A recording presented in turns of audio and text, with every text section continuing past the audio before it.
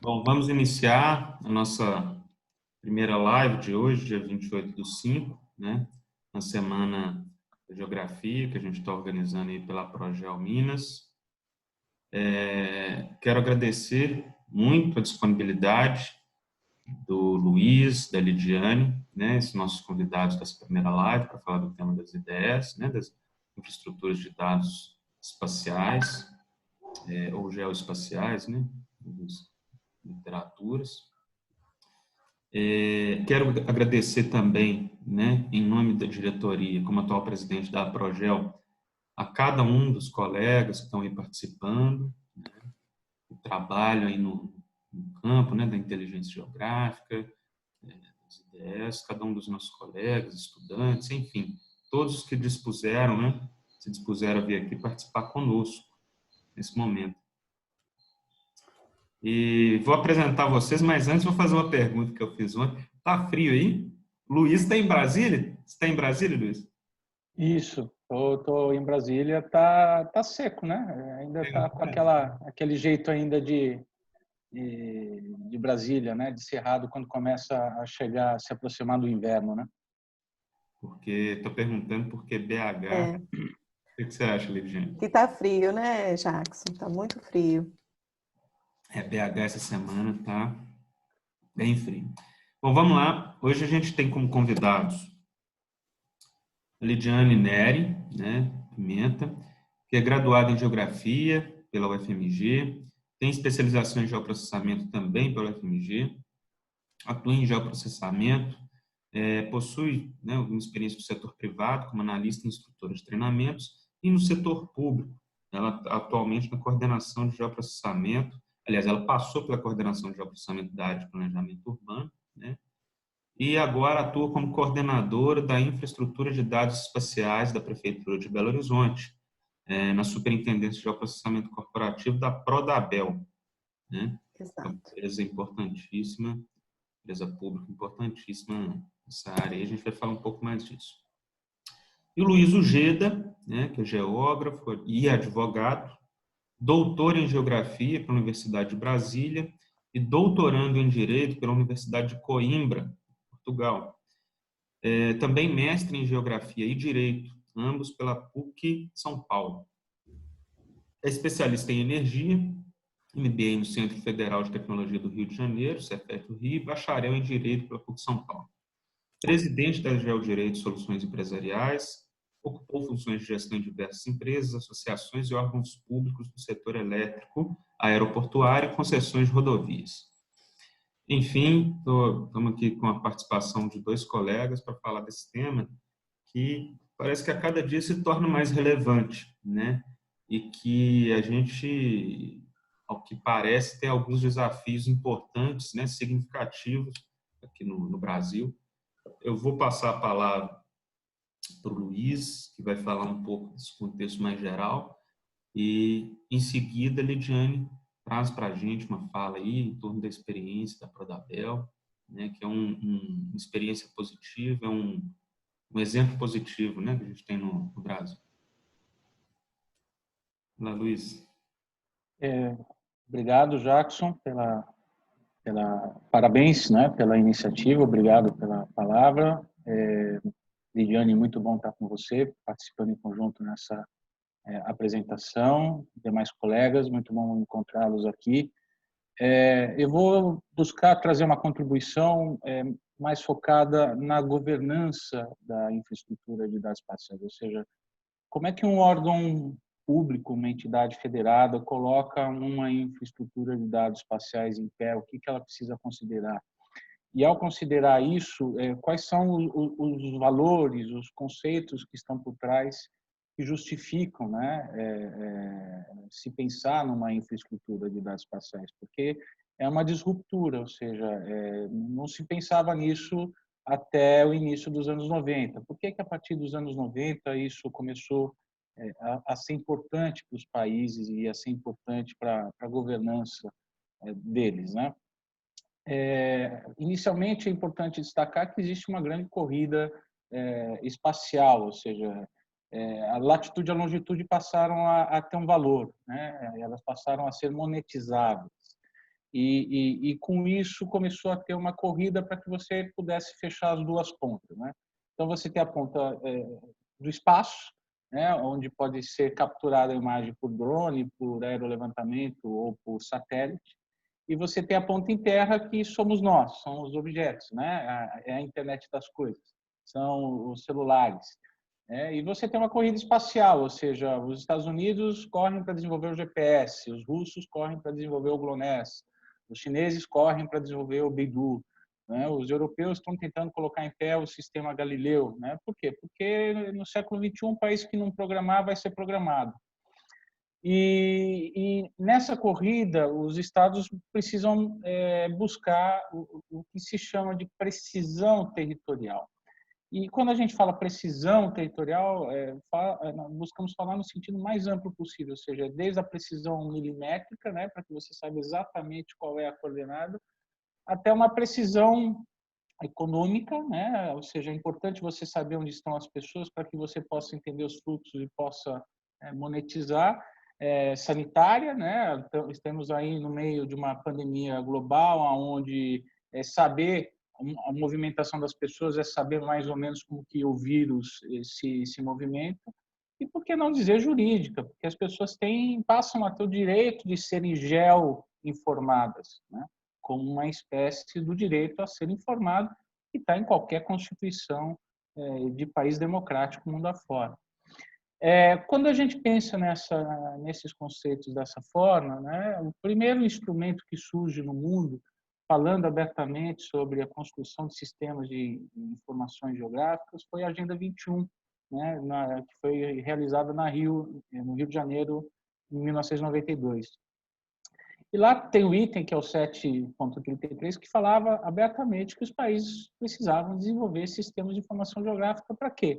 Para poder fazer o manejo dos seus recursos, né, para que você possa ter acesso a técnicas modernas, né, de gestão dos recursos terrestres.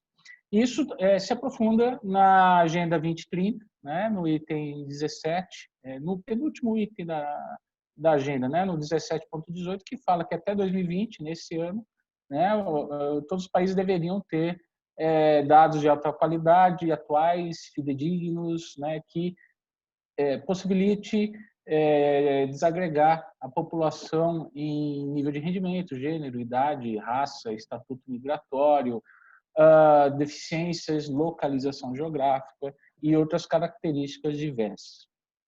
E com isso os países começaram a cada um montar o seu sistema, desde 92. Né? O primeiro que a gente observa foram os Estados Unidos, que já em 94 criaram uma executive order, que é como se fosse uma lei, né, deles,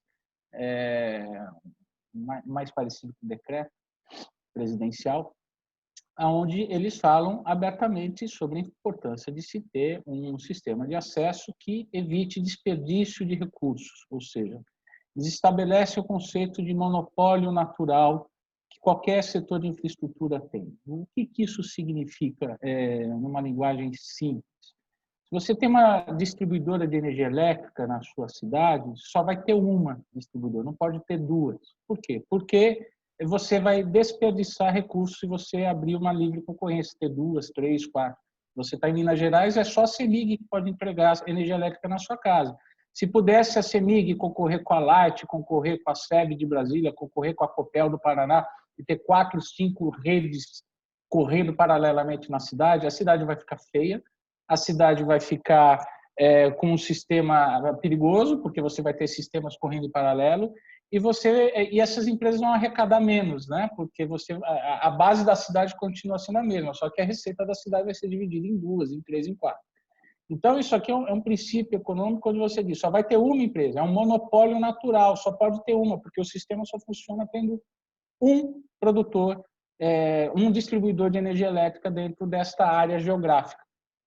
E os Estados Unidos tiveram essa sacada para o dado espacial, ou seja, só pode ter um sistema oficial, não pode ter 2, não pode ter 3, não pode ter 5, não pode ter 10, porque é caro, né? E vocês vão ver lá na frente, quando a gente falar do Brasil, como esse conceito é importante e não está sendo observado no nosso país. Isso já existe nos Estados Unidos desde 94. Na Europa, tem a diretiva INSPIRE, que foi criada em 2007, que é a infraestrutura de dados de informação espacial para a Europa.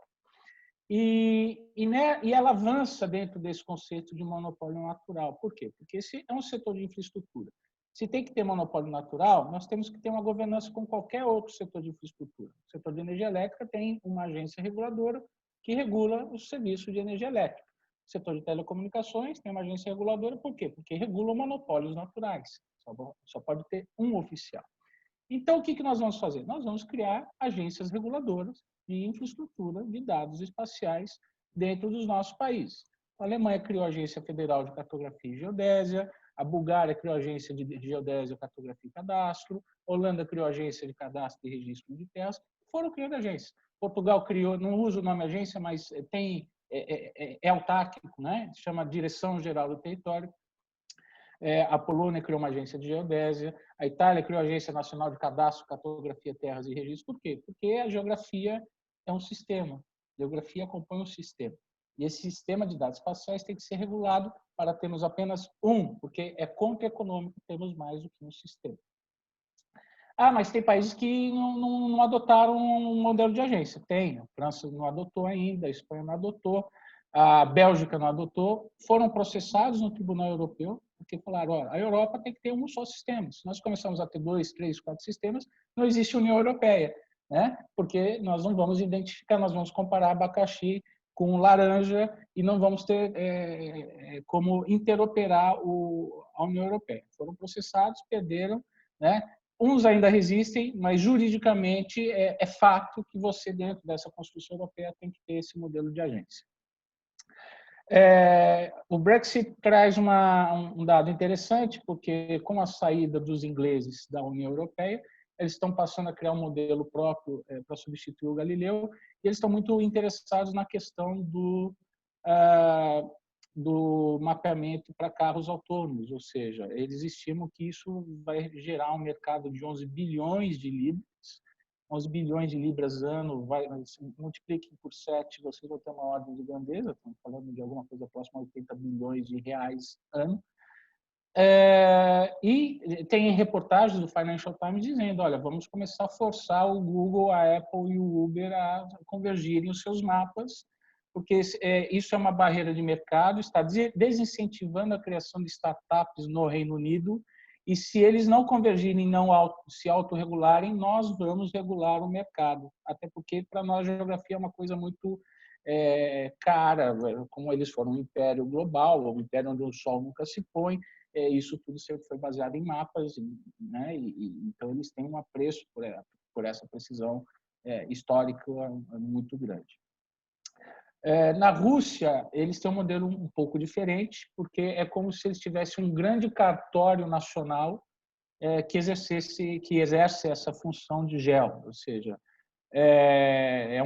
imagine um grande cartório no maior país do mundo territorialmente, né, que são quase 2,5 vezes o tamanho do Brasil, onde eles têm o registro de 26 milhões de propriedades, onde eles tenham 10 milhões de construções, onde eles tenham o cadastro de 19 milhões de poligonais, e se orgulham disso ao dizer que aquele modelo bem soviético, né? Nós somos os maiores, nós somos os melhores, os mais robustos, mas funciona, porque eles têm o GLONASS, têm o sistema próprio, e o GEO entra como atividade meio para uma finalidade de cartório. Então, tem uma construção diferente, mas que para eles atende perfeitamente. O México tem um modelo, e aqui a gente começa a se aproximar do modelo brasileiro, porque o México é o que o Brasil deveria ser, né? Porque o México o Brasil e o México são os dois únicos países que têm um órgão de estatística e geografia juntos, né? É como uma casa geminada. Só que no México, esse órgão que chama INEGI, né, que é o Instituto Nacional de Estatística e Geografia, é uma agência, né? Eles regulam mapas, eles entendem que a geografia é um sistema. No Brasil, não é. A Fundação IBGE é uma fundação, e isso desde 67, porque antes de 67, o IBGE era uma agência e podia regular mapas, né? Só que teve um decreto-lei 161 de 67 que foi dado um drible da vaca. Eles criaram a Fundação IBGE e depois de criado no artigo 32 eles falam, depois de criado, fica extinta, depois de criar a Fundação IBGE, fica extinto o IBGE. Né? Ou seja, para a população deu a sensação que era a mesma coisa. Juridicamente são coisas completamente diferentes. O IBGE de Teixeira de Freitas deixou de existir em 67. Nós temos o IBGE hoje de Castelo Branco. E no IBGE de Castelo Branco, né, nós não regulamos mapas. O sistema estatístico continua, mas o sistema geográfico, o sistema cartográfico deixou de existir, como existe no México. Você pega a legislação do México, você vê que eles têm plenamente uma capacidade regulatória. E tem outros modelos que a gente poderia aqui falar. O modelo da Indonésia, que é formidável, da construção do One Map Policy, a política pública do mapa único, né? Ou seja, o maior arquipélago do mundo. O presidente começava a receber mapas diferentes da mesma ilha. Ele fala: como é que tem um tsunami no arquipélago todo dia, tem terremoto todo dia, em maior ou menor intensidade. Se eu não tiver uma base consolidada, eu não faço gestão. Então, vamos consolidar a base, vamos gerir o arquipélago, e conseguiram, né? Com dinheiro do Banco Mundial, aporte de conhecimento dos alemães, estão fazendo um trabalho maravilhoso. É um caso a ser observado. Infelizmente, a maioria da literatura está em javanês. Como nós não somos Lima Barreto, nós não lemos javanês, fica um pouco difícil de entender, mas tem muita coisa interessante lá. E até a África está criando seus próprios modelos. O Zimbábue tem um modelo muito interessante, na qual, na verdade, eles verticalizam a agência espacial deles. Ou seja, como são países menores, nós precisamos dar uma sinalização econômica para o satélite que nós vamos gerir, né? Lembrando que os países africanos estão lançando satélites próprios, tem o Angosat em Angola, tem o Mohamed no Marrocos, coisa que o Brasil não fez ainda, ou seja, nós estamos atrás dos países africanos nesse momento, mesmo sendo o quinto maior país do mundo territorialmente. Só que, sob a visão, a governança do que é uma infraestrutura de dados espaciais, eles têm muito claro, porque eu vou lançar o satélite, eu vou criar uma agência para gerir esse satélite, para gerir o produto que esse satélite vai nos trazer, que são as imagens. Então, eu verticalizo a cadeia produtiva e consigo ter um resultado para meu tamanho, para as minhas necessidades, que satisfaz. E tem conseguido obter um êxito interessante. O Brasil, em que pese ter lá na Constituição, no artigo 21 e 22 da Constituição, dizendo que compete à União legislar sobre geografia, cartografia e estatística, nós nunca regulamentamos isso. Nosso Congresso Nacional nunca discutiu geografia, né? Todas as leis geográficas que nós temos foram em estado de exceção, né? Seja no Estado Novo, quando criou o IBGE em 38, seja a legislação de 67 de Castelo Branco, seja o Serviço Geográfico da República da Espada, de Rui Barbosa, de 1890, sempre foram atos de cima para baixo, né? Nunca foram atos democráticos. Nosso Congresso Nacional nunca debateu sistema geográfico e os geógrafos também precisam fazer uma meia-culpa porque nunca levaram essa questão para lá. Levam, sim, questão de regulamentação de profissão. Precisamos dizer quais são as competências do geógrafo, tem lá a lei Milton Santos, tudo, aí tudo bem, mas construir o sistema geográfico, isso nunca foi feito. E o Brasil sequer é cartografado 100% de escala de 1 para 100 mil, que é a escala mínima para qualquer planejamento. Ou seja, enquanto países na Europa discutem escala de 1 para 20 mil, a Holanda discute 1 para 5 mil, o Brasil não tem o país inteiro de 1 para 100 mil. Ou seja, nós temos muito pouco conhecimento do nosso território. Os países estrangeiros conhecem muito melhor que a gente. E quando a gente mapeia, nós mapeamos mal. O Cadastro Ambiental Rural é uma iniciativa importante. Ela não foi feita para dar precisão territorial, mas foi feita para evitar danos ambientais, mas ela nos dá um termômetro que preocupa, que é o seguinte: em dezembro do ano passado, que foi o último boletim que o Serviço Florestal soltou, o Brasil estava com 1,5 milhão de sobreposição, de beliche cartorário, né? De sobreposição de poligonais. 1,5 milhão de quilômetros quadrados é o tamanho do estado do Amazonas, que é o nosso maior estado. Se fosse país, seria o 19º maior país do mundo, do tamanho da Colômbia, um pouco à frente, inclusive. É muita área de sobreposição, né? Isso lembrando que nem toda área é cadastrável. Nós temos a floresta amazônica, ou seja, proporcionalmente esse 1,5 milhão fica muito maior. E isso causa muita preocupação, porque isso diminui a nossa capacidade de conseguir fazer uma gestão eficaz por meio da nossa infraestrutura de dados espaciais, que foi criada em 2008 pelo decreto 6666.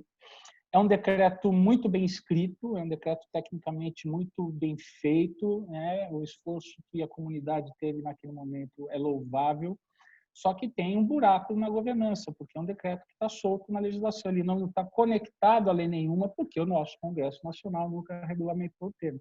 Então, um decreto ele pode criar essas formas de operacionalização, mas ele não pode criar gestão, ele não cria uma agência, um gestor, ele não cria um conselho para fazer a gestão. O conselho que era criado da Comissão Nacional de Cartografia foi criado um decreto sem número pelo presidente Itamar Franco, acabou de ser revogado pelo presidente Bolsonaro, não porque o presidente Bolsonaro quisesse revogar o Sistema Cartográfico Nacional em 2019, mas como ele fez um decreto guarda-chuva revogando todo o conselho, todo comissão, tudo que não tivesse sido criado em lei, né, com base legal, e a CONCAR foi criada por um decreto diferente da COCAR, que tinha, sim, respaldo legal na lei de 67, a CONCAR fechou. Nós não temos mais a Comissão Nacional de Cartografia.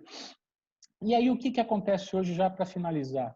E é onde está o grande gargalo, na minha opinião, no Brasil. Se nós temos que mapear a cidade de Minas Gerais, onde a Lidiane tem feito um formidável trabalho. Vamos lá.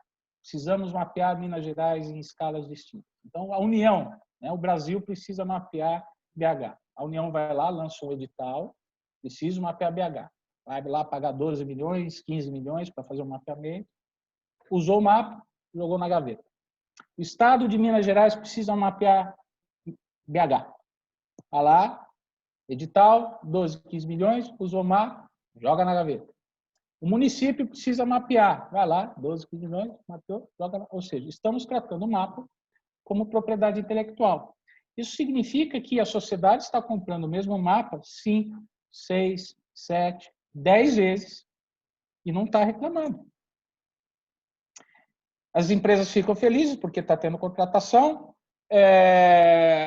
quem contrata está atendendo a sua demanda pontual, né? Mas isso é ineficaz. Não estou dizendo que esse é o caso de BH, estou apenas dando um exemplo, né? No caso de BH, a Lidiane vai nos ensinar muito melhor. Mas isso acontece em várias partes do país. Então, a companhia de gás vai precisar do mapa, vai fazer o mapa, a companhia de energia, o metrô, o telecom, enfim, cada um vai fazer seu mapa, vai guardar, porque o setor de energia vai fazer o mapa, vai querer, se alguém quer um mapa, vai querer vender para receber receita extra concessão, ou a companhia de telecomunicações, né? Que é o que acontece, por exemplo, com os dados da geolocalização, né? Por que surgiu a medida provisória 954? Porque precisava tirar 226 milhões de números de telefone da pasta da Ciência e Tecnologia, onde estão os números, e mandar para o IBGE. Só que isso aqui hoje tem um valor, e com o governo que nós temos, houve questionamento se os dados seriam somente para a finalidade do IBGE ou se haveria um extravasamento desses dados. Ou seja, qual é a nossa preocupação? O mapa ele passou a ser um bem público, ele não é mais uma propriedade intelectual, e ele tem que ser tratado como tal, né? E para ser tratado como tal, ele precisa ter uma governança na qual nós digamos como que funciona o nosso sistema geográfico, como qualquer país do mundo, inclusive os africanos, estão fazendo, estão à nossa frente, né? O mapa ele tem que ser vendido uma única vez. Se vai fazer um mapa de Governador Valadares na escala de 1 para 10 mil, só uma empresa vai comprar e esse mapa vai para a infraestrutura de dados espaciais. Se alguém vai precisar do mesmo mapa, tem que consultar lá. Mas eu preciso de uma área aqui que não foi mapeada. Então, faça a licitação para essa área e depois cadastre lá. E quem for acessar lá vai te remunerar. E aí você cria startups de mapeamento, você cria startups de drones, você cria um mercado, né, na acepção da palavra. É assim que funciona o mundo afora. Só que para isso você tem que ter uma agência, para isso você tem que ter um conselho, para isso você tem que ter um síndico desse condomínio, né? Que é como a gente gosta de falar. Quando a gente conversa com a direção do Serviço Geográfico do Exército ou com o IBGE, eu sempre gosto de falar assim, né? que eles falam dos seus trabalhos, que são trabalhos maravilhosos, tecnicamente perfeitos, mas não tem uma governança. E aí eu pergunto, quem que é o síndico do condomínio? O condomínio está estabelecido. Nós temos a casa do IBGE, nós temos a casa do IBGE, nós temos a casa das prefeituras, nós temos as casas nos estados, mas quem que é o síndico? Se eu tiver que reclamar que estourou um cano aqui, eu falo com quem? Ninguém. Não tem o síndico do condomínio geoespacial no Brasil. Então, temos que chamar um síndico. E para chamar um síndico, temos que criar uma ata para eleger o síndico. E essa ata chama lei. Né? Nós temos que criar essa legislação para que a gente possa eleger um síndico, como em qualquer condomínio do nosso país. Qualquer. Ou seja, não estamos querendo reinventar a roda, estamos querendo usar coisas que estão no cotidiano das pessoas para que nós possamos organizar e por que não, prosperar, gerar mercado, prosperar, trazer riquezas e desenvolvimento. Então, se em 1938 nós estávamos na vanguarda mundial, quando Teixeira de Freitas teve a grande sacada de criar o IBGE, desenvolver um sistema geográfico, vamos fazer o primeiro censo em 1940, estamos na vanguarda do mundo naquele momento.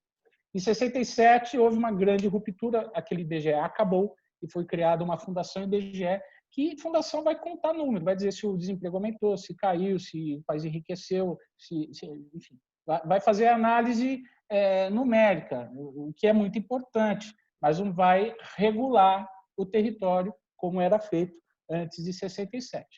Veio a Constituição de 88 e disse, olha, compete à União legislar sobre isso aqui, legislem, né? Já se passou mais de 30 anos e não legislamos, né, o que é o sistema geográfico, cartográfico e estatístico no país, com um agravante. Veio a Rio 92, no nosso país, criou-se um conceito sobre infraestrutura de dados espaciais, o mundo inteiro está seguindo e nós estamos nos fazendo de surdos, né? Ou seja, não estamos seguindo aquilo que foi decidido em casa. Criamos a CONCAR por um decreto em 94, como um reboco daquilo que foi feito no governo Collor, que é parecido com o que foi feito agora, né, que acabaram com a COCAR, né, ele foi recriada a CONCAR e agora também foi extinta em 2019, que pese a gente ter uma INDE que está completamente, sob a ótica jurídica, está à deriva, porque é um decreto que não tem respaldo em legislação alguma. Então, o que a gente precisa, na minha visão, são 3 pontos. Né? Nós temos um problema de soberania, porque, de novo, o país que não se programar vai ser programado. E nós não estamos nos programando. Né? A realidade algorítmica. Acho que cada vez fica mais claro isso. Existem robôs de internet, existem ataques cibernéticos, e nós ainda estamos lidando com o mundo como se o mundo fosse analógico. A gente ainda está usando máquina de escrever, vamos usar essa analogia, né? Estamos ainda usando máquina de escrever e fazendo mapa em papel vegetal num mundo completamente diferente. Apenas para ilustrar a dificuldade que se tem hoje pela ausência dessa legislação. E construir um modelo regulatório para isso é um grande desafio das democracias. Semana passada, os chineses estavam fazendo uma grande propaganda do sistema de monitoramento que eles têm. A China tem mais de 7 milhões de câmeras no país inteiro, fotografam e monitoram toda a população várias vezes por segundo. Né? E eles estavam se orgulhando porque eles conseguiram identificar uma pessoa nos seus 30 e poucos anos que tinha sido raptada aos 2 anos e devolveram essa pessoa para a família. E fizeram uma grande propaganda em cima disso, festejando como se o sistema de monitoramento do país fosse uma grande vantagem do país perante o mundo, porque devolveu aquela pessoa à sua família de origem. Isso foi bom para a pessoa e para a família? Sem dúvida alguma. Mas qual é o preço disso para o resto da sociedade? Qual é o preço desse monitoramento ostensivo da sociedade? Uma sociedade democrática aceitaria isso? Nós estamos aqui brigando para saber se nós podemos ou não ser monitorados com dados agregados pelos celulares para efeito de Covid. Enfim, são essas questões que precisam ser pensadas e, ao mesmo tempo, você pensar num sistema geográfico, ou seja, como é que nós vamos criar a ata do condomínio, vamos indicar o síndico e vamos seguir em frente dentro dessa legislação para dar vazão para as prefeituras, segurança jurídica para as prefeituras, aprimorarem seus geoportais, aprimorarem as suas infraestruturas de dados espaciais, dentro de um conceito federativo, ou seja, recebendo dados da União, dos estados, das empresas, e de uma forma muito mais orgânica e menos individualizada.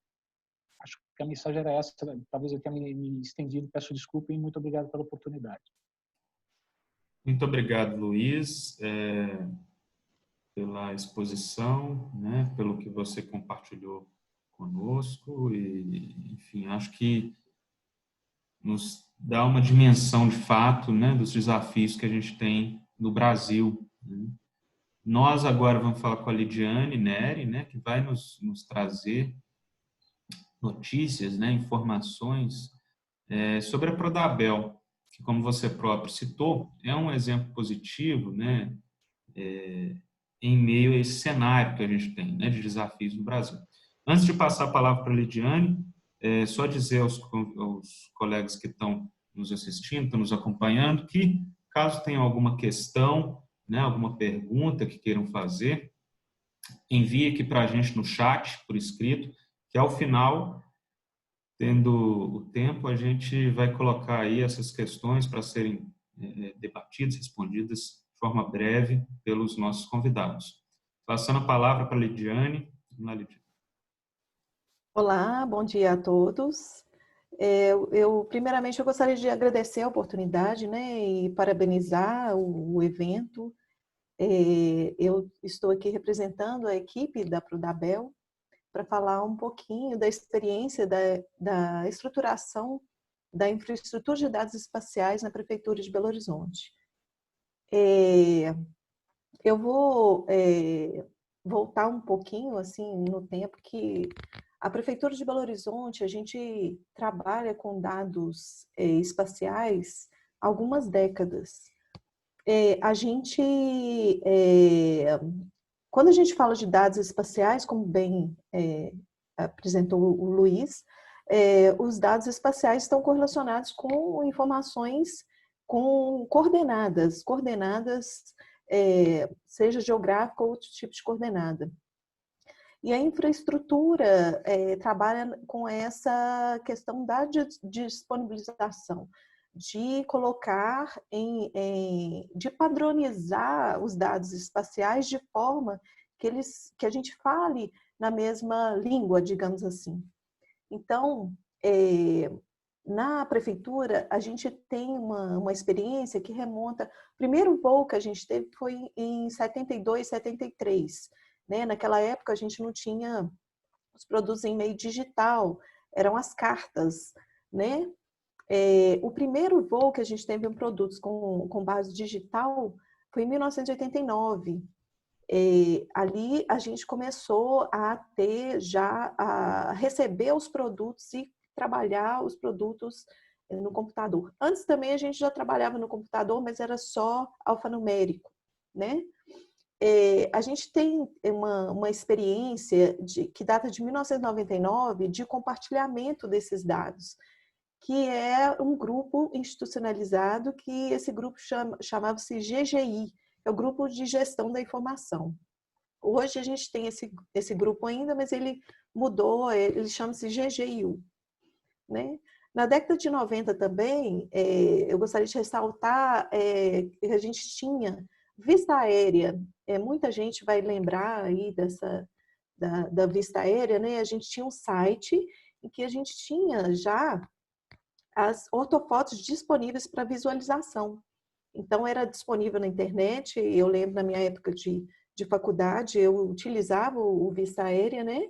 Então, a prefeitura disponibilizava, na década de 90, já um Vista Aérea, como se fosse um embriãozinho aí do Google.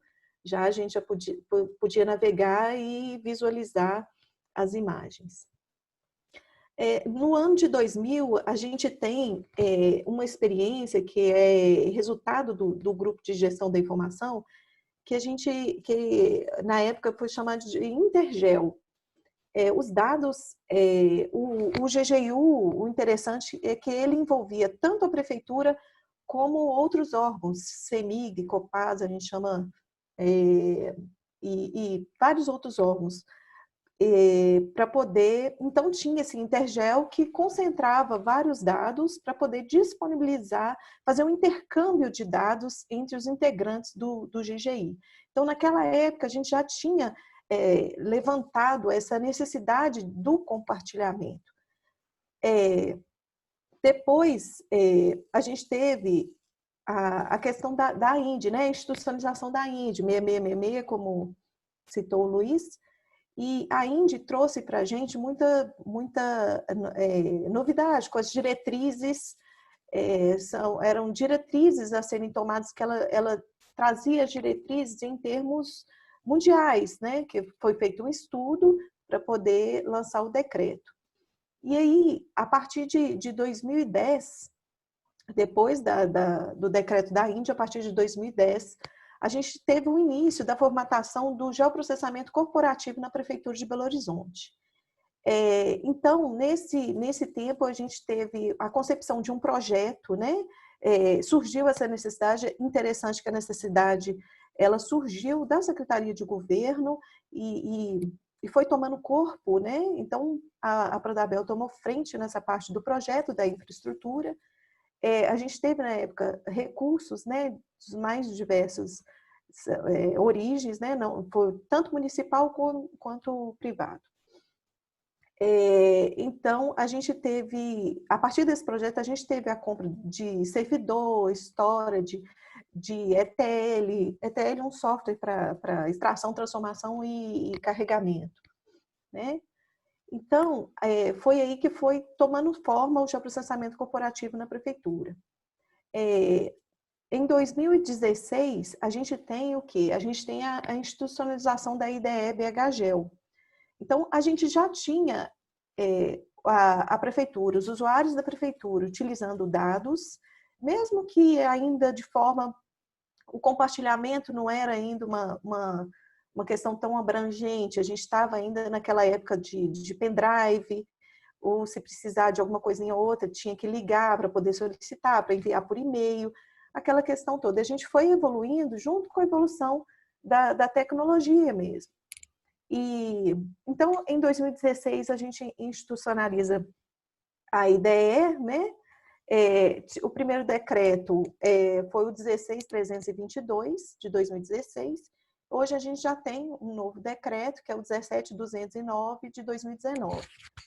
Então, com a institucionalização da IDE, BHGEL, a gente tem um comitê. Então, a implantação desse comitê, ele traz uma questão muito importante, que é um envolvimento formal de todos para a construção e manutenção da IDE.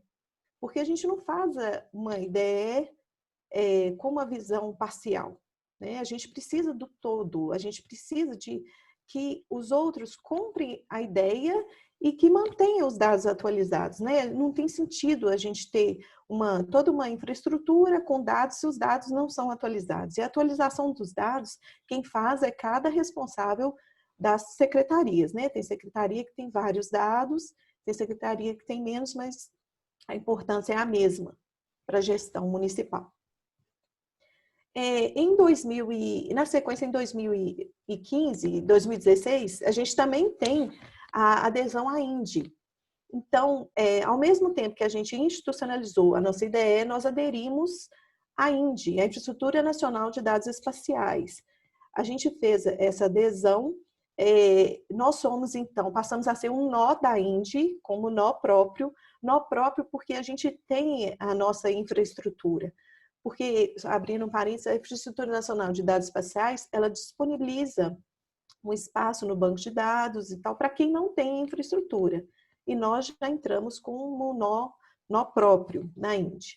Essa questão da adesão à INDE, para a gente, foi muito importante na questão política, na questão de vender o nosso peixe mesmo, porque nós estamos trabalhando em consonância com o governo federal, né? Nós somos o primeiro município a aderir à INDE e a gente quer contribuir com a nossa visão municipal numa infraestrutura que até então possuía órgãos com instância nacional. Então, para a gente foi muito importante essa adesão. Então, aí a gente tem a questão, o que a gente tem como resultado da infraestrutura de dados espaciais na Prefeitura de Belo Horizonte. Então, a partir da implantação, a gente tem produtos para manutenção e disponibilização dos dados. Então, a gente montou um visualizador web, que ele se chama BHMAP. Esse visualizador, isso foi sendo construído aos poucos, né? E, no princípio, a gente tinha órgãos que já tinham uma consciência mais profunda assim, da importância e do uso, já utilizavam a informação geoespacial, então, nesse sentido, foi mais fácil. Os que não utilizavam, a gente também fez um trabalho de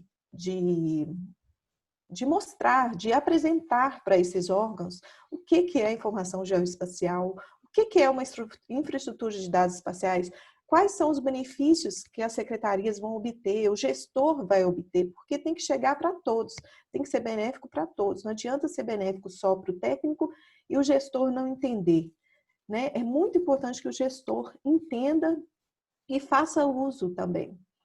Então, a gente tem... A gente tem os metadados, os dicionários de dados. Cada dado que a gente disponibiliza, ele tem toda uma informação de concepção e de característica daquele dado. No visualizador, você consegue visualizar os dados mapeados, né? E a disponibilização a gente trabalha com URL, WFS, o serviço WMS. Isso tudo tem uma infraestrutura por trás. A gente tem um banco de integração em que as bases de dados elas são únicas e centralizadas, então não tem repetição. Então, por exemplo, se eu quero uma base de parque, eu vou lá no banco na IDE de Belo Horizonte e eu tenho lá a base de parques, ela é única. Eu não preciso, igual antigamente a gente fazia, de ligar, e às vezes a pessoa, eu tenho uma versão aqui, eu tenho essa, mas essa não era a que estava mais atualizada. Então, hoje, a gente não tem, praticamente a gente não tem essa situação, né? Eu vou falar que a gente já tem todos os dados de todas as secretarias? Não, mas a gente já tem uma grande quantidade já centralizada e disponível para os órgãos utilizarem. Essa questão... também eu deixei por último a questão das pessoas envolvidas, né? Porque, assim, para que isso tudo funcione, a gente precisa de uma infraestrutura, tanto computacional quanto gerencial, né? Então, a gente tem equipes mantendo as bases, entrando em contato com os órgãos, ajudando os órgãos, que às vezes tem que partir lá do princípio mesmo.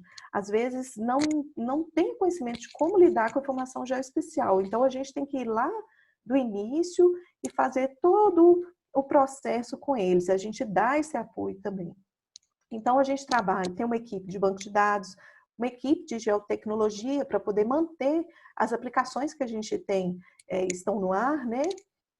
Tem uma equipe também, a própria empresa, a Prodabel, a gente precisa da infraestrutura da empresa, o data center e tal, para poder manter o que está disponível.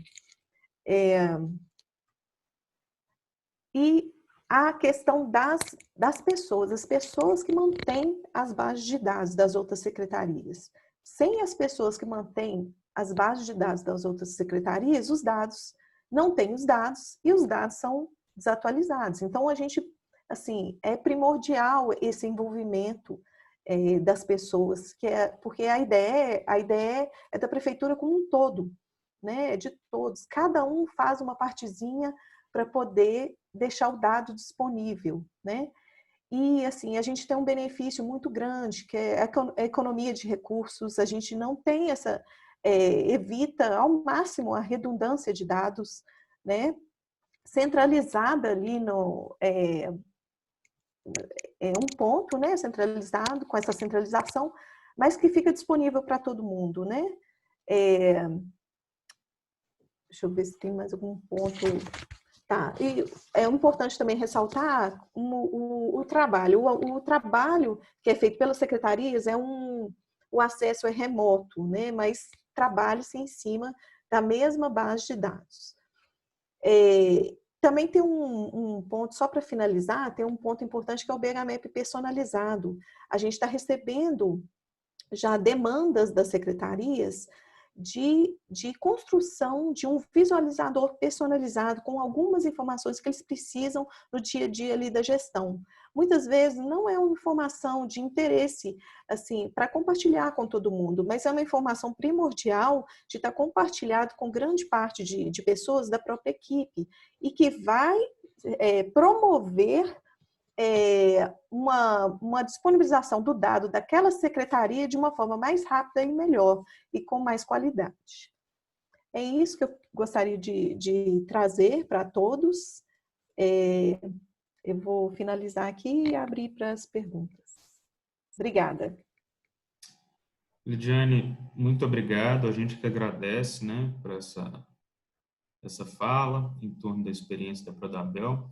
Mostra para nós, né, que é uma construção, né, o que a gente tem de positivo para falar, né, desse exemplo da Prodabel, vem dessa construção, né? Então, você trouxe exemplos aí de como é que começou toda a história, você fez aí uma síntese para a gente importante, para mostrar que é um processo, né, que a gente tem que fortalecer dia a dia, né? Como o Luiz falou, a gente no Brasil parece que está estagnado, né, em relação a isso. Tivemos alguns movimentos para tentar sair dessa estagnação, mas em 67 a gente teve essa mudança do IBGE, enfim. Olha, então não tem questões aqui. Se alguém tiver, mais uma vez, eu convido a enviar. A gente está já caminhando para o final da nossa live. Como não chegaram, eu tenho algumas ponderações aqui que eu queria compartilhar. Primeiro, em relação ao Luiz, a fala, né, que o Luiz traz para a gente, e mostrando, sabe, do ponto de vista do país, o que é que significa, né, ter ou não essa infraestrutura montada, operando, enfim, conforme os preceitos que também o Luiz abordou na fala dele. Né? E o exemplo dos Estados Unidos é interessante porque eu li um artigo recentemente, um professor da British Columbia, que é o Trevor Barnes, ele está fazendo, esse professor, vários estudos em torno da participação de geógrafos no governo estadunidense, né, no governo americano. E um desses artigos fala da criação do Escritório de Inteligência dos Estados Unidos em 1941, né? Com a participação, e ele cita no artigo número, não me lembro aqui, com a participação de diversos geógrafos nesse órgão, né? Inclusive o Hartshorne, né? Richard Hartshorne, que é famoso, aí ele participa, ele trabalha, né? Trabalhou nesse órgão também. E essas investigações desse professor mostram para a gente o seguinte: a preocupação que havia daquele Estado, né? Esse escritório, gente, só para citar, depois ele dá origem à CIA. Ele é o precursor da Companhia de Inteligência Americana, conforme o artigo do professor Trevor Barnes. E aí há uma preocupação desse Estado com relação à questão geográfica, com relação à informação e inteligência geográfica, desde um bom tempo, né? Claro, a gente tem que lembrar, eu estou falando aqui do artigo dele, que fala da participação de geógrafos, mas a gente tem que lembrar sempre que, ao falar de inteligência geográfica, ao falar desse tipo de coisa, a gente não está falando só do trabalho do geógrafo, né? Óbvio, a gente tem aí uma série de profissionais que atuam, que contribuem, que constroem conosco, né, essa área. Né? E a cada dia mais, acho que com o avanço que a gente tem das tecnologias, cada dia mais essa relação, né, essa interdisciplinaridade, ela vai ser cada vez mais forte, tende a ser cada vez mais forte. Então, eu queria pontuar que parece que eles têm uma preocupação de muito tempo, que o Brasil já teve, né, como o Luiz falou para a gente. E teve um conceito que o Luiz trouxe, né, que é o do monopólio natural, né, que nos Estados Unidos, parece que desde 94, né, já está sendo aplicado, que tem a ver com questão econômica, né? Eu fico pensando também do ponto de vista de projeto nacional, o que é que você ter um sistema desse, uma infraestrutura dessas, né? E que traga informações relacionadas a cada região, pode influenciar o desenvolvimento econômico dessa região, sabe? De aproveitar os potenciais econômicos dessa região. E aí eu tenho 2 exemplos que eu queria citar, que vão nesse sentido, vão de encontro a isso que eu estou falando. No Nordeste, né, eu não me lembro aqui agora o estado, mas tem uma produção que está sendo feita de mel no Nordeste, né, numa área que, para a agricultura, não era muito explorada, enfim, para o país que a gente tem, com o território extenso que a gente tem, não era uma área muito indicada para a agricultura, mas eles estão produzindo um mel de qualidade superior, né? Então, aproveitando uma potencialidade daquela região com a produção de mel, que é um produto com valor agregado interessante. Outro exemplo, no sul de Minas, né, eu não sei se todos já tiveram acesso a essa informação, mas a gente está produzindo no sul de Minas uvas, variedades de uvas, que pouco tempo atrás eram produzidas só na Europa, né? Tem se não me engano, a Syrah e Cabernet, enfim, eles conseguiram adaptar a produção dessas uvas aproveitando tanto o clima, fizeram uma adaptação lá no sul de Minas, se eu não me engano, a Embrapa e a... Eu não vou citar essas empresas aqui, mas foram empresas estatais que ajudaram nessa pesquisa, eu não tenho certeza qual foi. E, enfim, é uma potencialidade também. A gente tem, no caso do vinho, na Europa, a gente tem as denominações de origem controlada, né? E aí isso torna, né, agrega um valor muito grande para aquela região. Ou seja, você consegue trazer para a região uma maximização do potencial econômico que ela tem, conhecendo algumas características dela, né? E, ao meu ver, isso tem a ver com infraestrutura de dados espaciais. Você tem informações para as regiões e atuar com base nessa informação, né? E, por fim, aí se não tiver nenhuma questão, eu vou passar para os convidados, né, fazer as considerações finais. Mas, por fim, em relação à fala da Lidiane, né, o exemplo da Prodabel, enfim, eu fico pensando na importância dessa infraestrutura, sabe, hoje para a prefeitura. E se a gente tivesse isso em nível nacional, como é que a gente teria processos mais organizados, inclusive no dia a dia da gestão pública, sabe?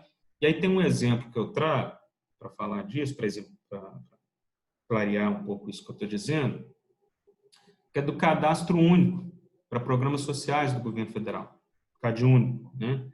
A gente tem esse cadastro há alguns anos, é um cadastro importante, tem os critérios para a inclusão nesse cadastro, mas no momento em que você vai cadastrar o cidadão, você coloca lá o endereço que ele informa, né? Geralmente ele leva uma conta de luz, uma conta de água, e aí começa o problema, porque nas contas de energia elétrica e da Copasa, e olha que a gente está falando de 2 estatais, né? A gente muitas vezes vai ter o bairro diferente, né? O nome do bairro diferente, ou algumas diferenças lá no endereço.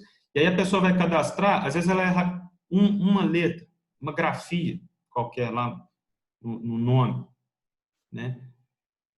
Enfim, e aí entra com esses dados no sistema e depois a gente busca esses dados, né, para, com base neles, fazer algumas análises, fazer alguns estudos, né, e tentar fazer com que a política de assistência social, no caso do cadastro único, que, aliás, ele também é utilizado pela saúde e pela educação, mas a gente busca essas informações para fazer algumas análises, que necessariamente, para ser boas análises, elas têm que ter uma vinculação geoespacial. Então, com o endereço, a gente vai buscar as coordenadas. E aí, o grande problema é que, muitas vezes, a gente não encontra aquele endereço, né? Mesmo a gente tendo na base de endereço da Prodabel mais de 700 mil endereços cadastrados, a gente não encontra. Por quê? No momento em que cadastrar o cidadão, ele não digita o endereço e isso aparece vinculado a um banco de dados. né, vinculado a uma infraestrutura de dados espaciais para, opa, está aqui seu endereço, localizei. E isso nos causa problemas. A gente tinha 60% só dos endereços, isso há uns 3 anos atrás, georreferenciados ao baixar esses dados do governo federal. E nós fizemos um trabalho, então, para melhorar isso. Hoje a gente está chegando em 96%. Só que, assim, um trabalho bem manual e que, sem a existência da Prodabel, né, a gente não conseguiria, da Prodabel, com essa infraestrutura, com esses endereços, a gente não conseguiria, simplesmente não conseguiria realizar esse trabalho, né? Bom, é um exemplo, né? A gente poderia trazer vários outros aqui, práticos, né, do dia a dia, enfim, que a gente observa, que é a influência dessa infraestrutura de dados espaciais, geoespaciais deficitária, né, ou a inexistência dessa infraestrutura em alguns casos, o quanto que ela provoca de atraso no dia a dia do serviço público, né, da gestão pública, das políticas públicas e, consequentemente, do atendimento ao cidadão, né? Então, eu agradeço mais uma vez pelas falas de vocês, pelas contribuições que vocês nos trazem.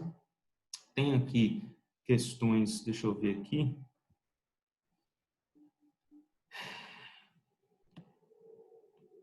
Enfim, são elogios, né? Como eu também estou fazendo aqui, as exposições do Luiz, da Lidiane. A gente agradece muito pela participação. Sobre os artigos, gente, tem um artigo que eu falei do Trevor Barnes, assim como um que a gente citou ontem, do Alceu Raposo, a gente vai enviar por e-mail, tá, para todo mundo.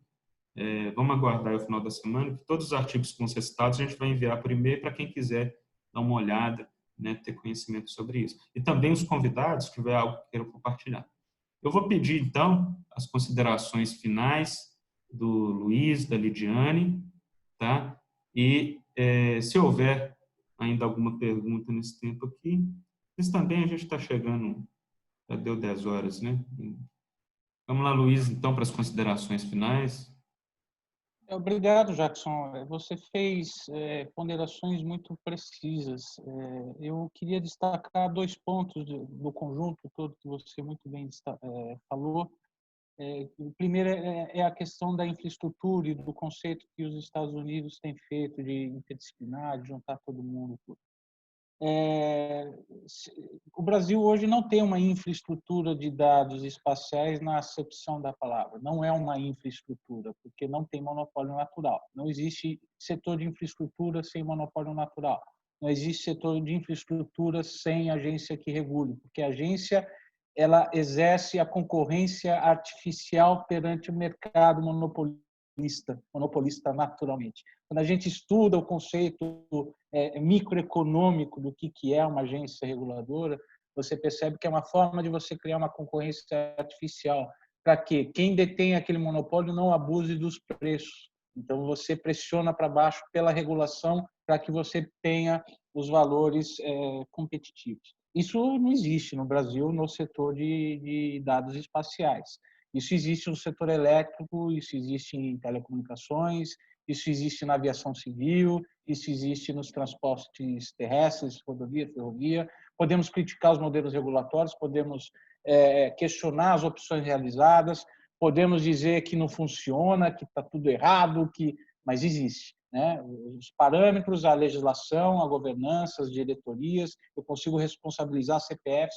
Hoje, se eu quiser responsabilizar um CPF de alguém que fez um dado errado no Brasil, eu não consigo, né? Por quê? Porque não existe esse sistema. Então, não existe infraestrutura de dados espaciais no Brasil. E para existir, a primeira coisa é criar a ata do condomínio e indicar o síndico. Então, precisamos ter uma lei e precisamos ter uma agência que possa exercer esse papel. Até para a questão das indicações geográficas, que é exatamente o que você acabou de destacar, da experiência do mel no Nordeste, da experiência do queijo na Serra da Canastra, do vinho na Serra Gaúcha. Precisamos ressignificar o nosso sistema de indicações geográficas, porque é isso que vai levar valor para a região, é isso que vai fazer com que as pessoas possam progredir. Eu converso muito com o meu querido orientador, uma vez orientado é sempre orientador, né? Até já ter defendido o doutorado, mas o professor Rafael Sanzio, que parece que vai falar aqui também na Progel, que é uma pessoa muito querida, que eu adoro, e deixo aqui um abraço para ele, saudoso abraço. Eu sempre falo isso com ele porque, como ele sempre defende a questão dos quilombolas, né, por ter a própria experiência profissional, de vida que ele traz, a indicação geográfica pode ser a redenção da questão quilombola, da questão indígena, das questões comunitárias do Brasil. Por quê? Porque você leva valor para o local, né, para o lugar de convívio, para a região. Né? Ó, esse aqui é o queijo que nós fazemos aqui no quilombo X. Né? E nós queremos que esse queijo vá parar no Japão, vá parar na França, vá parar no Canadá, porque esse é o sabor que nós queremos levar para todos. E isso também, nós estamos tratando isso até hoje como propriedade intelectual, no Instituto Nacional de Propriedade Intelectual, no INPI. Então, na verdade, isso não é uma propriedade, isso é um bem comum, isso é um bem do país, né? Isso é um valor que precisa ser organizado, mas que hoje no Brasil nós tratamos como propriedade intelectual, assim como hoje no Brasil nós tratamos os mapas como propriedades intelectuais. Precisamos sofisticar um pouco isso. E aí, falando um pouco como advogado, eu vejo muito que a geoinformação, mais do que uma tecnologia, ela passa a ser um direito. Eu tenho direito de ser geoinformado, enquanto espécie do direito de sermos informados, que está em qualquer Constituição. Eu tenho direito de ser geoinformado se a Amazônia está pegando fogo ou não. Eu tenho direito a ser geoinformado se está vazando óleo no litoral brasileiro, está indo para a praia, em que volume ou não. Eu tenho direito de saber os dados reais da Covid no Brasil. Eu tenho direito de saber qual é o cadastro das propriedades sem ter 1,5 milhão de quilômetros quadrados de sobreposição poligonal. Eu tenho direito. E esse meu direito está sendo violado por inúmeros motivos, por uma abrupta desorganização dos dados espaciais do Brasil. Eu acredito que essas coisas vão começar a ser cada vez mais judicializadas e talvez aí a gente tenha uma força que consiga fazer a máquina do governo se mexer, porque vai ficar cara essa desinformação. Nós estamos num século de informação. Né? Nós culturalmente somos desorganizados na informação porque isso gerava lucro. Eu grilo quando não tem informação, eu ocupo, eu invado, ou seja, a desinformação ajuda um determinado nicho de interesses. Só que nesse século a desinformação vai fazer o carro autônomo bater na rua, vai matar gente, vai para um outro sentido. Então, o país que tiver a melhor precisão territorial, e aí nós temos casos belíssimos na Indonésia ou no Japão, na Holanda. A Holanda é estudo de caso, até porque a Holanda, se não tiver os dados organizados, o país literalmente afunda, porque eles estão abaixo do nível do mar. Então, você precisa ter um pouco dessa percepção no sentido de poder desenvolver uma inteligência no mercado e prosperar. Né? Vivemos a pleno vapor do século XXI. Obrigado pela oportunidade. Parabenizo a Lidiane pela excelente apresentação também. Bom, Jackson, eu vou emendar aqui com a fala do Luiz a questão você pontuou sobre o CAD único, né? E a legislação é mais do que essa questão de padronização, porque se a gente tem uma legislação que pede uma padronização, a gente também tem uma legislação que permite com que os dados sejam colocados, como a gente fala, assim, de uma maneira corriqueira, à mão, né? Sem uma padronização. Então, isso realmente, você pontuou muito bem, Jackson, que isso traz problemas muito grandes, né? Essa falta de normatização e padronização no território nacional, isso realmente traz uma perda de tempo que poderia estar sendo utilizada para outros fins, né? Então, realmente, a gente precisa de avançar nesse ponto e avançar muito, né? Eu trago aqui que a gente também tem as nossas dificuldades, né? Em tudo que a gente for fazer, a gente tem dificuldades, mas a gente vai tentando diminuir as dificuldades, né? E um ponto positivo assim que a gente viu foi da dinâmica dos fluxos de processos dos trabalhos na prefeitura, né? A gente contribui com a ideia para se tornarem mais dinâmicos, né, mais rápidos. As respostas e os serviços aos cidadãos saem de maneira melhor e mais rápida, né? Então, a gente tem essa experiência, claro que a gente sabe que tem muitos pontos a serem melhorados, sim, que tem avanços, né? Mas a gente ressalta a questão dos benefícios, que são muitos, né? E se isso fosse estendido, assim, em território nacional, com certeza todos iriam se beneficiar e fazer uma gestão melhor. Muito obrigado, Lidiane, muito obrigado, Luiz, mais uma vez, né? As falas... Oi? Gostaria de agradecer o Luiz e você pela oportunidade, viu? Muito obrigada. A gente agradece, né? Eu como atual presidente da Progel, agradeço em nome da diretoria, né? E agradeço também a todos os nossos espectadores, né? Que tiraram aí um momento da sua manhã para ver a nossa discussão, né? Essa live, que eu creio que traz informações importantes, agrega coisas importantes. Eu convido, né? Quem puder, quem aí estiver presente, a daqui uns 15, 20 minutos, para a nossa próxima live, né? Que vai ser, como o Luiz falou, com o professor Rafael Sanzio, né, da Universidade de Brasília, professor Sandro Laudares, da PUC Minas, e o Leonardo Teixeira, né, geógrafo, presidente da FENAGEL e coordenador atual da Câmara de Agrimensores do CREA Minas. O tema é a geografia no enfrentamento ao Covid-19, né, que tem alguma relação, uma relação, acho que estreita com o que a gente falou aqui, né, de infraestrutura de dados espaciais, e eu convido a todos para participarem conosco.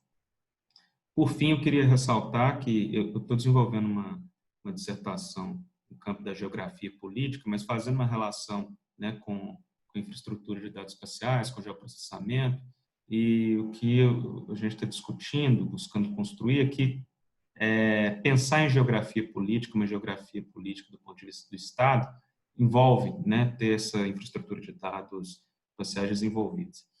E me parece que a gente tem que fazer essa construção, essa discussão, sem passar, sem ficar preocupado com matizes políticas, né? Porque, embora as pessoas tenham as opiniões políticas, inclusive, parece que no Brasil a gente está vivendo um momento confuso de que tem uma exacerbação, né, de opiniões, de vontades, e aí a gente talvez esteja perdendo a oportunidade de olhar o que é fundamental para o Brasil, independente de qual será o governo, né? Ou seja, do ponto de vista do Estado, né, para que a gente pense a nação brasileira, sem excluir ninguém, né? Para que a gente contribua com a economia, para que a gente contribua para o desenvolvimento desse país, resumindo tudo, existem questões importantes que o Estado não deve se esquecer. E parece que a gente está pecando muito em não realizar essas discussões em certos níveis. E aqui, eu estou falando disso porque aqui hoje a gente discutiu algo que eu creio que é fundamental para o Estado brasileiro, né? A gente não pode deixar essa discussão morrer. Eu fico feliz pela nossa contribuição, nossa hoje, e convido a todos que participaram a acompanhar nessa discussão um pouco mais, que a gente possa, aos poucos, levar isso para outros níveis, para outras instâncias, mostrar o quanto é importante a gente avançar com isso. Como o Luiz disse, né, no século XXI, o país que não programa será programado, né? Então, um país que não tem também informações sobre o seu próprio território, se isso era importante 30, 40 anos atrás, hoje cada vez mais, né? Muito obrigado, gente. Quem puder participar daqui a pouco, a gente vai estar em breve com essa outra live. Até a próxima. Um abraço.